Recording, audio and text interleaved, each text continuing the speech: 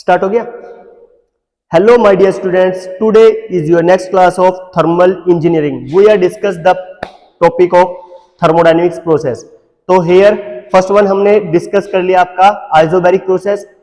Next move on करते हैं हम आइसोकोरिक प्रोसेस पे और उसमें ड्राइव करने की कोशिश करेंगे। जैसे पिछले वीडियो में हमने डिस्कस किया कि उसमें चेंज इन इंटरनल एनर्जी कितनी है, वर्क डन कितना आया है, हीट कितनी सप्लाई की है, ईटीसी। ठीक है, तो ये सारे हम डिस्कस करने की कोशिश करेंगे। तो आप लोग हेडिंग डाल लीजिए, ये आपका आइसोकोरिक प्रोसेस आ रहा है। ये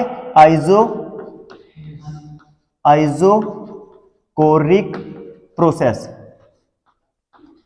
आइसोकोरिक प्रोसेस। तो ये कौन सा प्रोसेस है? ये एक ऐसा प्रोसेस है जिस प्रोसेस में वॉल्यूम कांस्टेंट रहेगा। इस प्रोसेस में during entire process volume remains constant. Okay, तो स्टार्ट हियर, हेडिंग डाल लीजिए a process in which volume of the gas of the given a process in which the volume of the given mass of the gas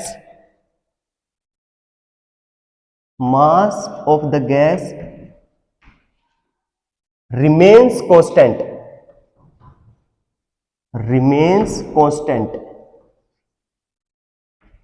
is known as isocoric process. This process is also called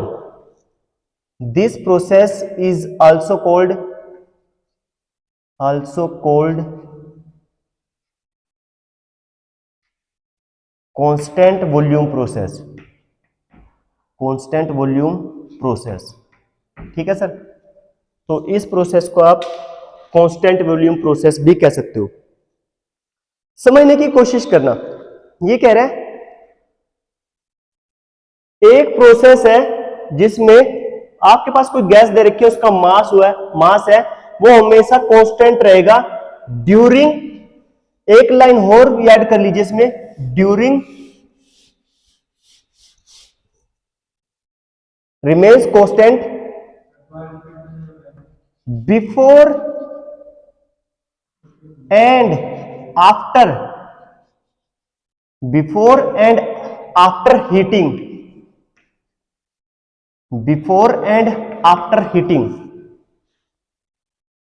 इस process is called isochoric process. इस process में volume हमेशा heat add करने से पहले और heat add करने के बाद जो वॉल्यूम है वो हमेशा कांस्टेंट रहने वाला है। ओके, तो इस चीज को समझने की आप लोग कोशिश करना। तो इसमें हम क्या करेंगे, सारे के सारी जो आपके पास वेरिएबल्स हैं उनको ड्राइव करने की कोशिश करेंगे। तो फर्स्ट वन है, मैं इसको डायरेक्टली आपको समझाने की कोशिश कर रहा हूं with the help of pressure volume diagram से। ठीक है, बेसिक तो मैंने आपको सारा का सारा आइसोबैरिक में बता ही दिया है, तो क्या ही आप सीखोगे, वहीं से सीख लेना। तो यह pressure volume diagram represent of isochoric process. इस प्रोसेस में क्या है, वॉल्यूम कांस्टेंट है, तो बिफोर हीटिंग वॉल्यूम तब भी कांस्टेंट रहा है, आफ्टर हीटिंग तब भी वॉल्यूम क्या रहा है, कांस्टेंट ही रहा है। मेरी बात को ध्यान से सुन लो तो फायदा हो जाएगा। तो इनिशियल स्टेट पे आपके पास ये फर्स्ट वन पॉइंट है, फाइनल स्टेट ये स्टेट सेकंड है।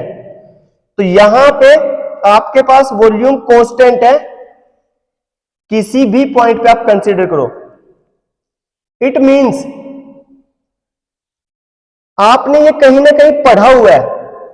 कौन से लॉ में ये पढ़ा है कि वॉल्यूम कांस्टेंट है, तो वो कौन सा लॉ कहलाएगा, कौन सा लॉ एप्लीकेबल होगा? वो होगा आपके पास गे-लुसाक लॉ। कौन सा law? Gay-Lussac law. Gay-Lussac law क्या कहता था? Absolute pressure is directly proportional to absolute temperature volume remains constant, हाँ है ना। तो आप इसको देख लीजिए एक बार, मैं रिप्रेजेंट करता हूं कि according to Gay-Lussac law pressure directly proportional to temperature when volume remains constant. तो जो ये आपके पास आइसोकोरिक प्रोसेस है, ये गवर्न किया गया था, govern by Gay-Lussac law, Gay-Lussac law, Gay-Lussac law के द्वारा ये बता दिया गया था कि ऐसा है। तो यहां पे जो रिलेशन बनेगा वो बनेगा P divide by T is equal to P1 divide by T1 is equal to P2 divide by T2 is equal to all are constant. जो यानी प्रेशर और टेम्परेचर का जो फैक्टर आएगा, जो रेशियो आएगी, वो हमेशा कांस्टेंट आएगी। ठीक है, ओके। तो जैसे आपने हीट दी है तो टेम्परेचर बढ़ेगा, टेम्परेचर बढ़ेगा तो प्रेशर भी बढ़ेगा। आप कुकर में कुछ बनाते हो, नीचे से हीट सप्लाई करते हो, तो वहां टेम्परेचर बढ़ता है, टेम्परेचर बढ़ता है तो क्या है, वॉल्यूम, प्रेशर भी बढ़ता है, प्रेशर बढ़ता है, तभी तो सीटियां बजती है कुकर की, बजती है ना। तो वो क्यों बढ़ रही है, टेम्परेचर बढ़ने की वजह से। तो यहां पे देखिए, इसको प्लॉट करोगे तो ये इस वॉल्यूम डायग्राम पे तो V1 भी उतना ही है जितना V2 है, हाँ या ना। V1 भी उतना ही है जितना V2 है। तो क्या ही चेंज आ रहा है इसमें, कुछ भी चेंज नहीं आया सर। तभी तो इसको कहा कि सर ये तो कांस्टेंट ही है, तो ये तो सर कांस्टेंट ही है। तो क्या ही चेंज आया, कुछ भी रत्ती भर का चेंज नहीं आया, जीरो चेंज आया। तो इसके अंदर क्या है, चेंज इज जीरो, हाँ या ना। क्या चेंज आया, जीरो चेंज आया भाई। एक में से दूसरे को घटा दिया तो जीरो। अब ये क्या है, ये आपके पास है P2, ये क्या है, ये है P1। जैसे आप इसमें से वर्क डन निकाल रहे हो, जैसे ही आप इसमें से वर्क डन निकाल रहे हो, तो वर्क डन निकालिए। फर्स्ट वन है आपका work done, work done during the process 1 to 2। ध्यान से समझिए, work done during the process 1 to 2। तो आपके पास वर्क डन आप निकालते हो P इंटू dV। जैसे आपने इसको निकाला तो P प्रेशर तो है कितना, P2 P1, ये प्रेशर है। लेकिन सर वॉल्यूम तो है ही नहीं ना, V2 में से V1 को सब्ट्रैक्ट करा तो क्या हो गया, रिजल्ट जीरो। तो ऑटोमेटिकली चाहे प्रेशर 2 है चाहे प्रेशर 1 है, तो उसको मल्टीप्लाई करेंगे इसके साथ तो रिजल्ट जीरो आ जाएगा, हाँ या ना। हाँ जी। तो यहां पे जो वर्क डन होगा सर वो जीरो रहेगा। तो in this case work done is zero. जब वर्क डन जीरो है तो बात को ध्यान से समझियो, किसी भी सिस्टम में, कोई जो सिस्टम है आपके पास, अगर वो वर्क दे ही नहीं रहा, एक्सटर्नल वर्क दे ही नहीं रहा, तो law of conservation of energy क्या कहती है कि जितनी आपने इनपुट दी है उतनी ही आउटपुट होनी चाहिए। तो according to thermodynamics first law, ये किसके बराबर हो जाएगा, according to thermodynamics first law, तो सारी की सारी जो हीट है वो किस में कन्वर्ट होगी, इंटरनल एनर्जी में कन्वर्ट होगी। क्यों, क्योंकि यहां से वर्क डन तो जीरो आ गया ना, तो सारी की सारी हीट इंटरनल एनर्जी में ऑटोमेटिकली कन्वर्ट होगी। इज दैट क्लियर, आगे मूव करें। तो मेरी बात को समझने की कोशिश करना। Now find change in internal energy. तो change in internal energy during the process 1 to 2, तो ये कितनी रहेगी, m CV into D T. और dt वही dt है, ये वही dt है जो आपको परेशान करके रखता है। Change in temperature T1 minus T2 और T1 माइनस T2, या तो T2 में से T1 को घटा लो या T1 में से T2 को घटा लो। कहने का मतलब है change in internal energy sir ये रहेगी। Is that clear. Now second, sorry third, heat. तो हीट कितनी आएगी during this process, by applying Newton's first law. जैसे ही आप न्यूटन्स फर्स्ट लॉ, सॉरी यार न्यूटन्स कहां गया, first law of thermodynamics, first law of thermodynamics. ऐसा क्यों हो रहा है, क्योंकि मैं फर्स्ट ईयर में जब फिजिक्स पढ़ा रहा होता ना तो वहां पे न्यूटन्स है, तो कई बार ये माइंड में मतलब ये स्किप हो जाता है कि मैं न्यूटन्स की बात कर रहा हूं, यहां पे है थर्मोडायनेमिक्स का first law of thermodynamics. Okay, तो फर्स्ट लॉ ऑफ थर्मोडायनेमिक्स क्या कहते हैं? फर्स्ट लॉ ऑफ थर्मोडायनेमिक्स कहते हैं इस रिलेशन को, लेकिन in this process work done is zero, therefore total heat supplied to the system is equal to total internal energy. तो यहां नोट करके लिख लियो, इन दिस प्रोसेस, ये कल पूछ लेगा कि हीट किसके बराबर होगी during isochoric process, total heat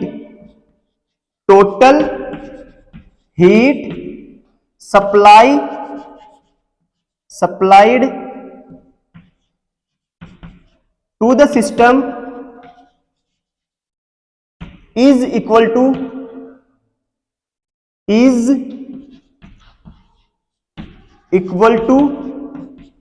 total internal energy. हाँ है ना, बात याद रह जाएगी तो अच्छी बात है, नहीं रहेगी तो बहुत ही ज्यादा बुरी बात है, याद रहनी चाहिए। तो ये बात आपने याद रखनी है। देयरफॉर हीट कितनी होगी? हीट होगी जितनी आपके पास इंटरनल एनर्जी है। इंटरनल एनर्जी कितनी है? M C V into D T. तो इट मींस आपके पास जो एनर्जी वो हीट रहेगी वो भी इसी के इक्वल रहने वाली है। Now go to change in entropy. तो जैसे ही चेंज इन एंट्रोपी निकालोगे तो वो किसके बराबर होती है? D Q divide by T के। हाँ है ना, इंटीग्रेट करोगे तो मैं डायरेक्ट वैल्यू पुट कर रहा हूं, चेंज इन एंट्रोपी आपके पास आएगी कितनी? इसको क्या करोगे?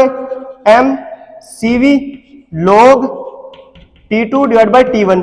ऑलरेडी ये मैंने पीछे प्रोसेस कराया है उसमें सारे के सारे each and every concept clear to you, ठीक है, सारे के सारे आपको बताने की कोशिश की है, तो मैंने डायरेक्ट ये लिख दिया, यहां पे ही आई है। इसमें रिलेशन क्या है? Relationship between pressure, volume and temperature. क्या रिलेशन आया? तो देख लीजिए, जो जर्नल आपके पास कैरेक्टरिस्टिक गैस इक्वेशन थी वो पीवी डिवाइड बाई टी थी। जब आपने combined Boyle's and Charles law को पुट किया था तो ये रिजल्ट आया था, कैरेक्टरिस्टिक गैस इक्वेशन, यानी कांस्टेंट रहेगी। तो इनिशियल पॉइंट पे तो इनिशियल को हम 1 मानते हैं, इनिशियल स्टेट, और फाइनल स्टेट को हम 2 मानते हैं, तो ये रहने वाली है बेटे constant. But here we are study of isochoric process, and isochoric process में वॉल्यूम तो सिर्फ कांस्टेंट रहने वाला है। जब वॉल्यूम कांस्टेंट रहने वाला है तो ईच एंड एवरी स्टेट पे वॉल्यूम की वैल्यू वही रहेगी जो इनिशियल स्टेट पे थी। है ना? हाँ जी सर, जब ये रहेगी तो ऑटोमेटिकली ये यहां से रिमूव हो जाएगा, ये क्योंकि ये तो कांस्टेंट है, तो हटा दीजिए सर, और आप हटा ही सकते हो, आप तो टीचर हो। तो ये हमने यहां से रिमूव कर दिया। तो जो ये इक्वेशन हमें मिली है देखने से, तो ये कौन सी इक्वेशन है? कौन से लॉ से हमने प्रूफ किया था कि ये इक्वेशन आएगी? जब pressure directly proportional to temperature है, तो अभी बताया था स्टार्ट करने से पहले, pressure directly proportional to temperature when volume remains constant, it is applicable Gay-Lussac law. तो ये गे-लुसाक लॉ का ही, ओके, आगे मूव ऑन करें। तो नेक्स्ट जो आपका प्रोसेस है, हाँ जरूर, बिल्कुल, next process is isothermal process. Next process is isothermal process. Isothermal process, तो ये कौन सा प्रोसेस है? इस प्रोसेस में टेम्परेचर कांस्टेंट रहने वाला है। तो इस प्रोसेस का जो दूसरा नाम है ना, वो टेम्परेचर रिमेन्स कांस्टेंट, यानी कांस्टेंट टेम्परेचर प्रोसेस भी आप इसको कह सकते हो, है ना? तो बस यही हेडिंग आप डाल लीजिए। स्टार्ट हो गया, करें? तो देखिए,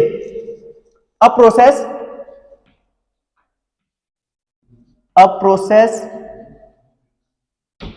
in which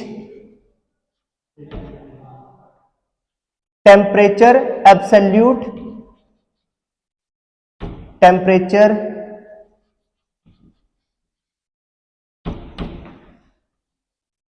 of the given mass of the gas remains constant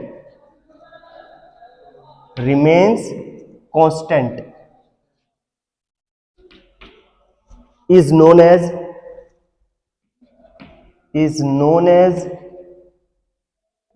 isothermal process।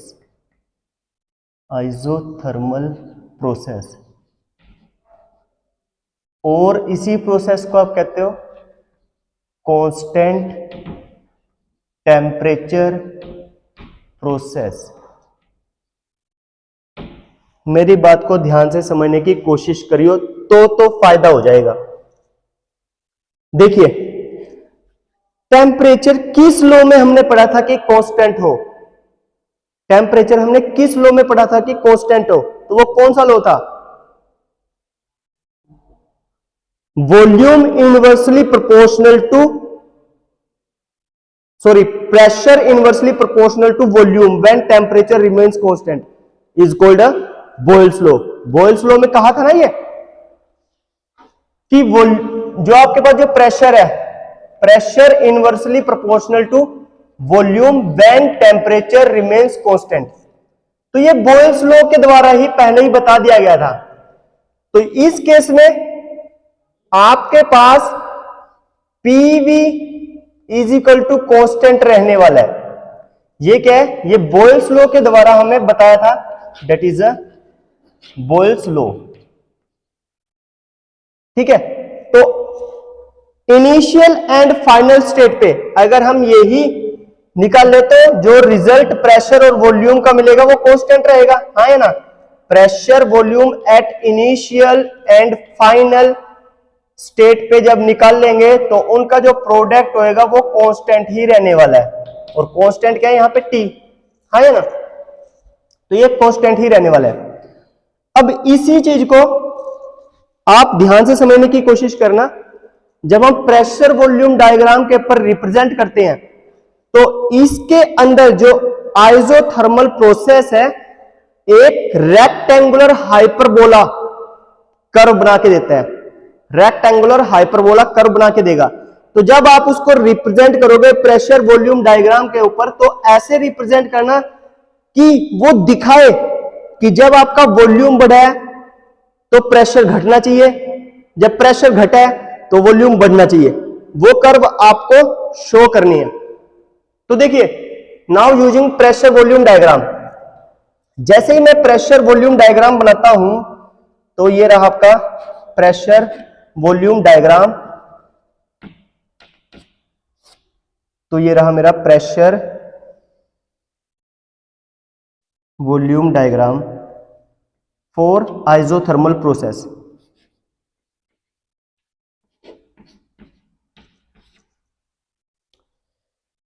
तो यहां से यहां तक एक प्रोसेस परफॉर्म हुआ है, एक प्रोसेस परफॉर्म हुआ है जो initial state to final state, और ये ड्यूरिंग एक्सपेंशन हुआ है। तो ड्यूरिंग एक्सपेंशन तो ऐसे रिप्रेजेंट किया जाता है। तो जो ये कर्व दिखा रही है ना in between P and V, pressure and volume के बीच में जो ये कर्व शो कर रही है, ये यही शो कर रही है अगर आपके पास इस पॉइंट से point number 1, state number 1, volume 1, इस पॉइंट से जैसे ही आपने प्रेशर धीरे धीरे देखो नीचे आ रहा है, प्रेशर इस पॉइंट पे क्या था? Pressure P1। इस पॉइंट से जैसे ही धीरे धीरे नीचे आ रहा है तो प्रेशर घटता हुआ दिख रहा है या नहीं? जैसे जैसे प्रेशर घट रहा है तो वॉल्यूम धीरे धीरे बढ़ता हुआ दिख रहा है या नहीं? ये धीरे धीरे बढ़ रहा है। तो एट पॉइंट V2 तो वॉल्यूम क्या हो गया? V1 से V2 बढ़ गया, लेकिन प्रेशर P1 से कितना घट गया? घट के आ गया P2 पे। इट मींस अगर यहां पे वॉल्यूम बढ़ेगा तो प्रेशर घटेगा, अगर वॉल्यूम घटेगा तो प्रेशर बढ़ेगा, हाँ या ना? यही तो बता रहा है ये रिलेशन। तो ये रिलेशन आपको ये बता रहा है। तो जो ये रिलेशन है, ये रिलेशन एक्चुअल में during expansion process, during expansion process PV is equal to constant, PV is equal to constant during expansion process. इस स्टेट पे इन दोनों का प्रोडक्ट क्या होगा? वो भी सर कांस्टेंट ही रहेगा। इस स्टेट पे प्रेशर और वॉल्यूम का जो प्रोडक्ट है वो भी सर कांस्टेंट रहेगा। बेटा जी, जो ये कर्व निकल के आई है, इस कर्व को आप क्या कहते हो? That is called rectangular hyperbola. इसको कहते हो रेक्टेंगुलर हाइपरबोला, ठीक है। और इसी को आप क्या कहते हो? आइसोथर्मल कर्व भी, इसी को आइसोथर्मल कर्व भी कहते हो आप इसे। Okay, is that clear? तो PV is equal to constant. Sir constant है क्या? PV is equal to constant यानी टेम्परेचर कॉन्स्टेंट है, यानी इस कर्व के ऊपर टेम्परेचर रिमेन्स कांस्टेंट रहने वाला है। ये हमने यहां से सीख लिया। Is that clear? आगे मूव ऑन करें। तो जो ये कर्व है, ये curve in case of isothermal process, ये कर्व जो दिखा रही है, ये आइसोथर्मल कर्व दिखा रही है और उसी को आप कहते हो हाइपरबोला। और वो कौन सा हाइपरबोला है? वो रेक्टेंगुलर हाइपरबोला है। कल एग्जामिनर इसी से क्वेश्चंस पुट कर सकते हैं, तो आपको पता होना चाहिए, ठीक है। ये तो था ड्यूरिंग एक्सपेंशन। अगर इसी को मैं कंप्रेशन के केस में स्टडी करूं तो ये 1 to 2 प्रोसेस था। प्रोसेस ड्यूरिंग प्रोसेस 1 to 2, तो जो 1 to 2 था वो एक्सपेंशन का केस था, तो उसमें ये रिजल्ट मिल रहा था। अगर यही कंप्रेशन का केस में शो करना चाहूं तो ये जो कर्व आई है, ये कंप्रेशन की मान लीजिए मेरे पास कर्व आई है कि प्रोसेस रिवर्स फॉर्म कर रहे हैं अपनी। ये कैसे 2 to 1 जा रहा है, 2 से 1 स्टेट में। तो जो ये कर्व होगी, इस कर्व को कहेंगे सर आप कौन सी कर्व? डेट इज कॉल्ड है compression. During this process 2 to 1 is a compression process, और इस प्रोसेस में भी प्रेशर वॉल्यूम हमेशा कांस्टेंट ही रहने वाला है, हाँ या ना? कांस्टेंट ही रहने वाला है। तो यहां पर आपके पास इस स्टेट के ऊपर ये ड्यूरिंग कंप्रेशन, ये इनिशियल स्टेट है और ये फाइनल स्टेट है। कंप्रेशन में ये फाइनल है, ये इनिशियल है। आई थिंक जो बात मैं समझाने की कोशिश कर रहा हूं वो आप समझ गए होंगे। जो ये कर्व निकल के आई है, ये ऐसी कर्व जो निकल के आई है, इनको कहते हैं एक रेक्टेंगल दिख रहा है। ये रेक्टेंगल से दिख रहा है ना, ये रेक्टेंगल सा ऐसे ऐसे रेक्टेंगल, लेकिन ये जो रेक्टेंगल है ये कर्व से की फॉर्म में दिख रहा है, तो उसी को हम कहते हैं hyperbolic curve. Is that clear? हाँ या ना? आप समझ गए होंगे। समझ रहे हो तो अच्छे स्टूडेंट है, नहीं तो हो ही। हम तो यहाँ पे पढ़ने के लिए आए हैं, समझने के लिए तो समझेंगे। तो आपको ये बात पता चल गई होगी। अब आगे मूव ऑन करते हैं और ड्राइव करके देखते हैं कि इसके अंदर कितना वर्क डन हुआ है, कितना चेंज इन एंट्रोपी हुई है, कितना हीट प्रोड्यूस हुई है, कितनी और क्या चेंज इन इंटरनल एनर्जी। तो फर्स्ट वन है आपका, first one here is work done during process 1 to 2। तो वर्क डन किसके इक्विवेलेंट होता है? वर्क डन होता है P इंटू dV के, हाँ या ना? तो P इंटू dV के बराबर होता है आपका वर्क डन। जैसे ही आपने वर्क डन देखा, मैं ये वर्क डन जो फाइंड आउट कर रहा हूं ड्यूरिंग एक्सपेंशन प्रोसेस कर रहा हूं, ड्यूरिंग एक्सपेंशन प्रोसेस कर रहा हूं 1 से 2 एक्सपेंशन प्रोसेस के केस में मैं यहां पे वर्क डन निकाल रहा हूं, तो वर्क डन इसके बराबर हुआ। अब बट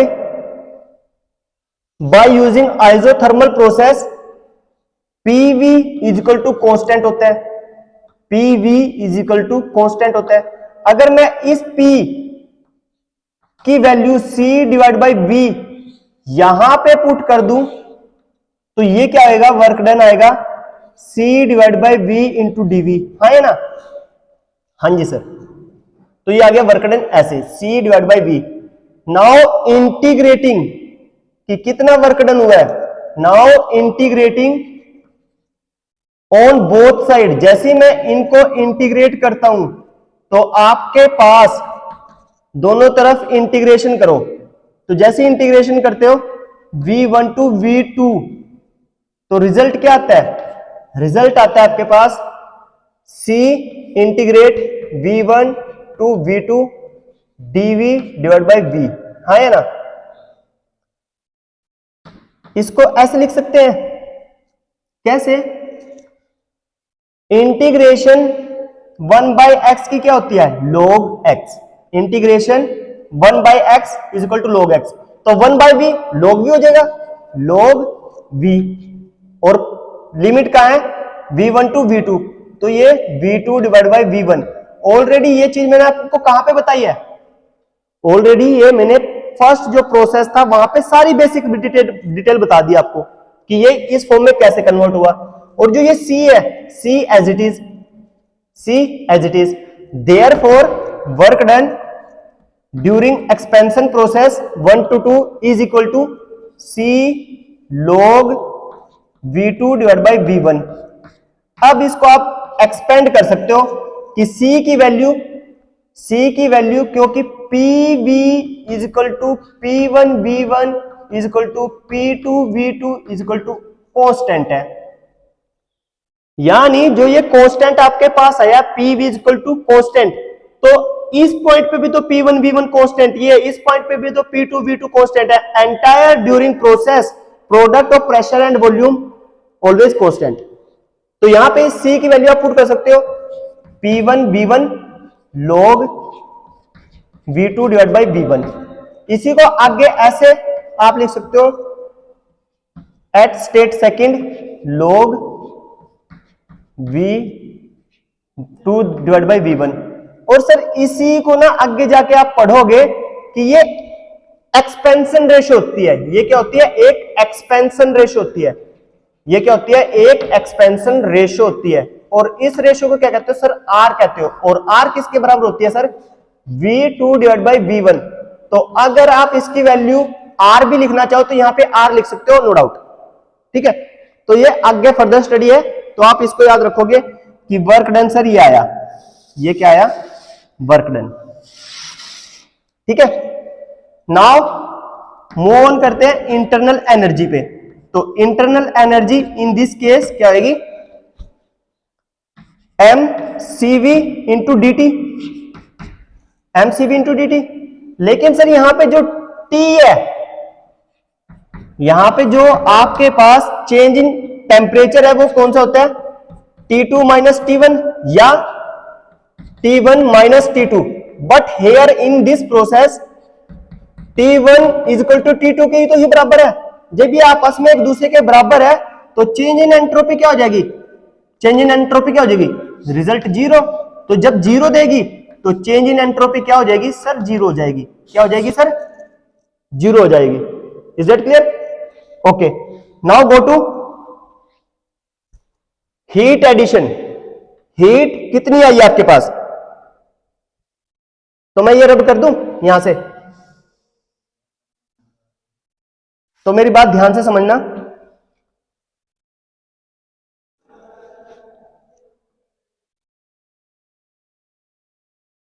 नेक्स्ट आपका हीट, हीट जो सप्लाई है वो कितनी होगी, जब आपने first law of thermodynamics use किया तो हीट किसके बराबर होती है? Change in internal energy plus work done के, हाँ या ना?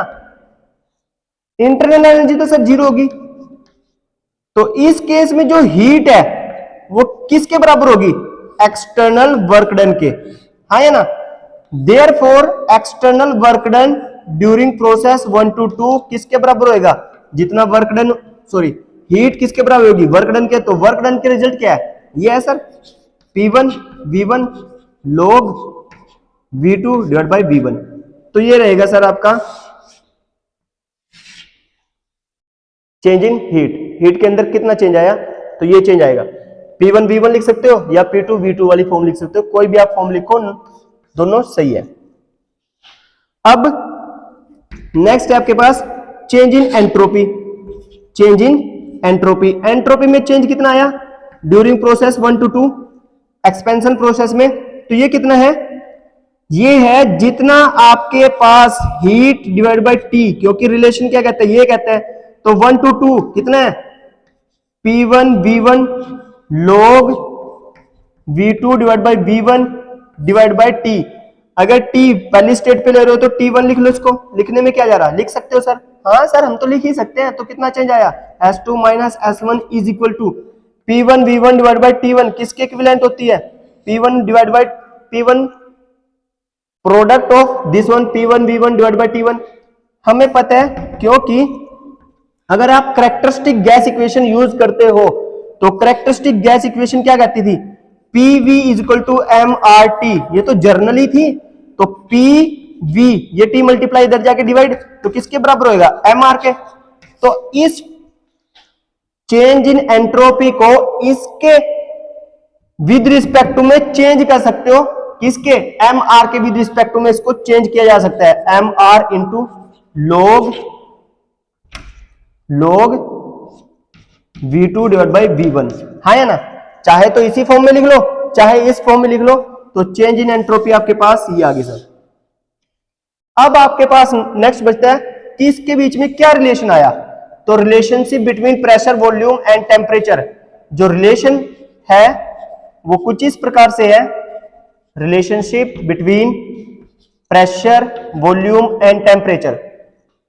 तो जर्नल जो आपके पास रिलेशन है उसके बिहाफ पे ये आपके पास इसके अंदर रिलेशन आया है जो कांस्टेंट रहने वाला है। But here temperature is constant sir, constant. Therefore PV is equal to P1 V1 P2 V2 is equal to constant, here is constant. तो ये रहेगा सर।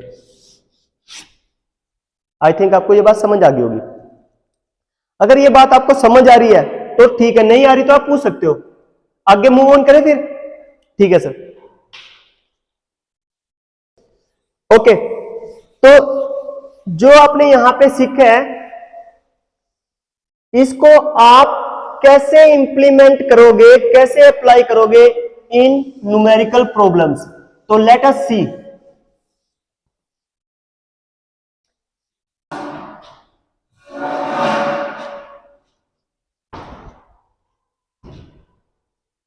कर दो। तो देखिए इसको ना हम एक क्वेश्चंस के पॉइंट ऑफ व्यू से समझने की कोशिश करते हैं कि क्वेश्चंस में आपने इनको कैसे पुट करना है, जो रिजल्ट आपके पास आए हैं इनको कैसे इंप्लीमेंट करना है, कैसे पुट करना है। क्वेश्चंस की लैंग्वेज के ऊपर ही डिपेंड करता है कि क्वेश्चन की लैंग्वेज कैसी है, लैंग्वेज में क्या क्या दिया हुआ है, उनके पॉइंट ऑफ व्यू से आप क्या करोगे, फॉर्मूले को पुट करोगे। तो let us see with the help of numerical problem. A quantity of air, a quantity of air, ये जो डाटा है आपका, ये this numerical based on isothermal process. कैसे पता चला? आप इसको घूर घूर के ध्यान से पढ़ियो तो आपको पता चल जाएगा कि जो ये न्यूमेरिकल है ये आइसोथर्मल प्रोसेस के लिए है, जिसमें आइसोथर्मल प्रोसेस यूज किया जाएगा। क्यों? क्योंकि आइसोथर्मल जो प्रोसेस है उसमें टेम्परेचर कांस्टेंट रहता है। तो यहाँ पे अच्छे से लिखा हुआ है कि टेम्परेचर रिमेन्स कांस्टेंट, तो यहां पे ये टेम्परेचर कांस्टेंट रहने वाला है। ठीक है, आपको करना कैसे है, ध्यान से पढ़ना, जैसे मैं आपको सिखाऊंगा वैसे आप सीखोगे तो नो डाउट आप बेड़ा पार हो जाएगा। देखिए यहां पे लिखा हुआ है determine work done by the air during expansion, यानी वर्क डन निकालने के लिए कहा है। तो वर्क डन क्या होता है आइसोथर्मल प्रोसेस में, आइसोथर्मल प्रोसेस में वर्क डन क्या होता है sir, P1 V1 log V2 divide by V1, ये होता है सर। ये ऐसे भी होता है P2 V2 log V2 divide by V1, तो ये होता है सर वर्क डन निकालने का formula during isothermal process when temperature remains constant. तो इसे ध्यान से देखो, ये आपका टारगेट है। तो क्या ये जो लैंग्वेज जो इसमें डाटा दे रखा है, क्या ये इसको फुलफिल कर रहा है? P1 है, हां सर है। V1 है, हां सर है, V1 तो है, चलो मान लो ये V1 ही है। आगे V2 है, सर V2 तो देख लो जितनी मर्जी बार दिखती ही नहीं, दिख रही नहीं दिख रही, तो पकड़ खींच ले इसको। तो पहला टारगेट क्या है, V2 को निकालने का है, हाँ है ना। अगर आप इस रिलेशन को याद करते हो तो पहला टारगेट है आपका V2 निकालने का। तो before calculation for work done first of all find V2, तो यहां से फर्स्ट ऑफ ऑल आपको V2 निकालनी पड़ेगी। तो V2 कैसे निकालोगे, by applying general gas equation. We know that general gas equation, general gas equation is equal to क्या होती है, P1 V1 is equal to P2 V2 when temperature remains constant. तो यही तो होती थी। तो इस इक्वेशन को जैसे ही आप इंप्लीमेंट अप्लाई करोगे तो यहां से V2 निकल जाएगा। तो जैसे ही V2 करोगे वैल्यू पुट कर लीजिए। P1 कितने है, P1 हेयर इज, यही कर लो, P1 here is 5, V1 here is 0.4 is equal to P2 कितने है सर 1, V2 कितने है ही नहीं सर, यही तो निकालना है। तो 5 चौके 20, 5 चौके 20 ही होता है तो 2। तो वॉल्यूम कितना आ गया सर, वॉल्यूम आ गया 2 metre cube. Now putting the value of V2 in work done, therefore work done during the process क्या है 1 to 2 एक्सपेंशन प्रोसेस है। तो आप वर्क डन की वैल्यू पुट कर दो, P1 V1 log V2 V1। Also we know that this equation, हमें पता है इस इक्वेशन का। तो वर्क डन निकालना है। P1 की वैल्यू कितनी है सर, P1 की वैल्यू है 5, कितनी है 5, और ये बार है तो बार की वैल्यू क्या होती है, एक बार में 10 to the power 5 न्यूटन पर मीटर स्क्वायर होते हैं। वॉल्यूम V1 कितने है 0.4 है सर। लॉग कितने है, लॉग है sir V2 divide by V1, V1 कितने है सर, V1 है 0.4, तो 0.4, तो 0.4 को जैसे सोल्व करोगे 4 5 20, ये 5 आ जाएगा, log 5। तो ये आपके पास कैलकुलेटर होगा, this is a calculator of for helping this type of question. अरे कैलकुलेटर कहां गया, तो ये रहा साइंटिफिक कैलकुलेटर जो 82 ms है। ये आपका इस कैलकुलेटर में जैसे आप वैल्यू पुट करोगे तो वैल्यू पुट कर लीजिए 5 into 10 to the power 5 into 0.4 into log, और log में log कितने का करना 5 का, log 5 का। तो वैल्यू क्या आई 139,794 पॉइंट ऐसी आ रही है। तो वर्क डन हो गया ये जूल में। अगर आप इसको ऐसे भी लिखो तो गलती से गलत ना होगा गलती से ये भी सही है, इसको आपने जूल को किलो जूल में कन्वर्ट किया। कैसे? अगर इसी टर्म्स को 1000 से मल्टीप्लाई करो, 1000 से डिवाइड करो, तो ये जो 1000 है, 1000 जैसे नीचे लेके आओगे तो पीछे से 3 डिजिट काउंट कर लेना, 1 2 3, और डेसिमल पुट कर देना, और ये जो ऊपर 1000 बचा है इसके लिए किलो लिख देना, क्योंकि 1 किलो 1000 होते हैं। मेगा किसके बराबर होता है? 1000 गुना 1000। तो इस तरीके से आप इसको निकाल सकते हो। तो वर्क डन आप भी आपका ये, ठीक है। वर्क डन निकालने के लिए कहा था, तो एक मुश्किल से विद इन अ मिनट ये आपका सॉल्यूशन हो जाएगा, ठीक है। यहां तो मैंने आपको समझाया, लेकिन जैसे जैसे आप प्रैक्टिस में लेके आओगे तो परफेक्ट हो जाओगे, इजीली हो जाएगा वहां से, ठीक है। तो जैसे कि एक बच्चे का डाउट है, सर हमें पता कैसे चलेगा कि वर्क डन का फॉर्मूला ये है? अरे बेटा जी, जब आप प्रैक्टिस में लेके आओगे तो आपको ये तो याद रखना ही पड़ेगा। क्या? ये तो याद रखना ही पड़ेगा कि सुबह उठ के नहाना है, सुबह उठ के ब्रश करना है, तो याद रखने वाली बात है। क्यों? जब आप प्रैक्टिस में लेके आते हो तो हैबिचुअल हो जाती है, वो चीजें याद रहती है। तो क्या है कि ये रिलेशन ऐसे निकलता है, क्योंकि वर्क डन क्या होता है? हमेशा वर्क डन याद रखियो, ये प्रोडक्ट होता है इनका। ये क्या होता है? प्रोडक्ट होता है इनका। तो जैसे मैंने वैल्यू पुट करी तो ये आपके ड्राइव करके यहाँ पे दिखा दिया। तो ये वर्क डन इसके भी बराबर है, ये वर्क डन इसके भी बराबर है, ये वर्क डन इसके भी, इसके भी, इसके भी। और जब मैंने इसको सोल्व किया तो ये आया अकॉर्डिंग टू दिस। इससे भी सोल्व कर लेते हैं, क्योंकि ये भी तो वर्क डन के ही बराबर हुआ। तो P1 P2 कितना है? P2 है यार 1, V2 कितना है? सर 2 आया था। log कितना है? log है V2 कितना आया था? सर 2 आया था। और V1 कितना है? सर 0.4 है। तो क्या आ गया था? log आ गया था सर 5, हाँ है ना। और ये 1 बार है, तो 1 बार को कैसे लिखते हैं? बार को 10 to the power 5, तो इसको 1 into 10 to the power 5। जैसे आप पुट करोगे तो पुट कर लो, ये कैलसी 2 into 10 to the power 5 into log कितना है? 5 है। देन पुट करोगे तो आंसर यही आ रहा है। देखो स्क्रीन पे, देखो ध्यान से देखियो, आंसर यही आ रहा है, हाँ है ना। तो ध्यान से देखियो तो आंसर यही आ रहा है। आंसर क्या रहा है? 139,794.00 जूल। तो जब इसको कन्वर्ट करोगे किलो जूल में, तो पीछे से 3 डिजिट छोड़ के डेसिमल चिपका दियो। तो जैसे आपने डेसिमल चिपकाया तो ये किलो जूल में आ गया। यानी वर्क डन आपका अकॉर्डिंग टू दिस रिलेशन और according to this relation same ही आएगा, क्योंकि वर्क डन तो सेम ही, वर्क डन तो वही रहेगा, चाहे आप इधर से पकड़ लो चाहे इधर से पकड़ लो। तो work done during expansion process कितना है? 139। तो अप्रोक्स आप इसे कह सकते हो 140 भी कह सकते हो, 140 kilo joule. Okay dear students, is that clear? आगे मूव ऑन करें।